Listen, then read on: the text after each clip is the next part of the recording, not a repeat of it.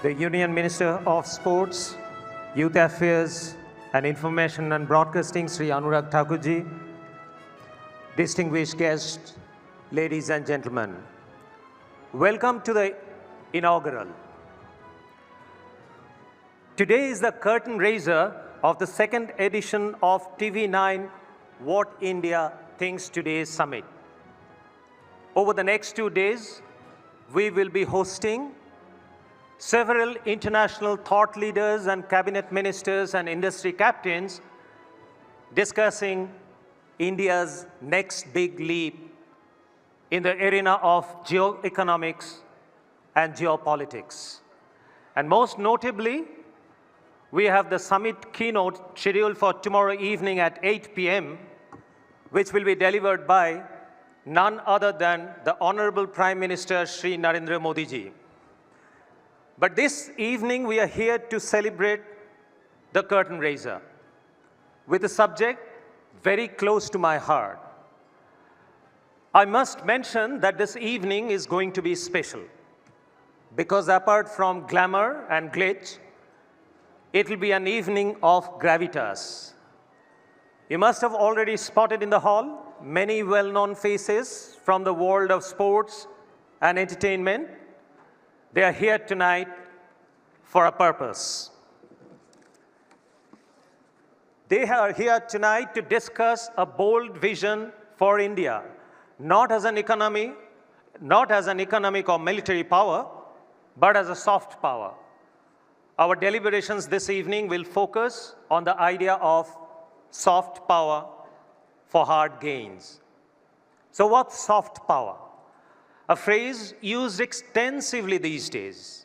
The American political scientist Joseph Nye defines soft power as a country's ability to influence others through attraction and persuasion rather than coercion and force.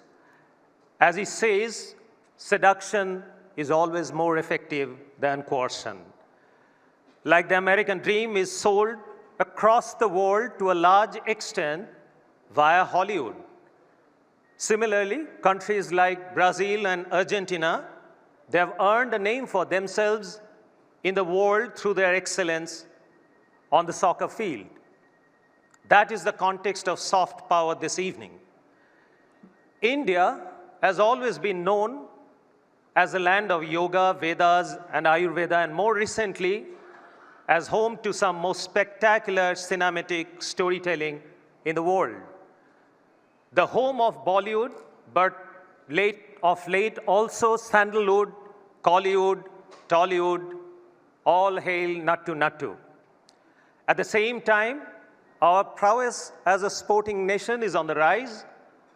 While our cricketers have been doing us proud for some decades now, there are other sports where India is making its mark in the global arena, thanks to the grit, ambition, and tenacity of some extraordinary sports star, and the vision of our Prime Minister, and of course, the able administration of our Sports Minister. Badminton, tennis, shooting, wrestling, boxing, athletics are some such sports. Thank you, Anurag ji. Now, as India rises in the global pecking order, earning a place for itself at the high table, there is immense opportunity for India to add to this heft through excellence in sports, movies, and music. After all, the perception of India is the sum of how the world sees us. If we as a country create more winners, like powerful cerebral content and winning champions, then we can rise faster in the world order. We can make greater hard gains, be it trade of goods or services.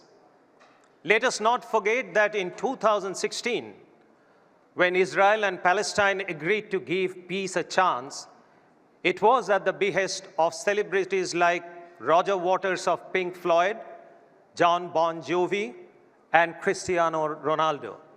The peace may not have lasted, but people-to-people goodwill remains a far better alternative to bombs and guns.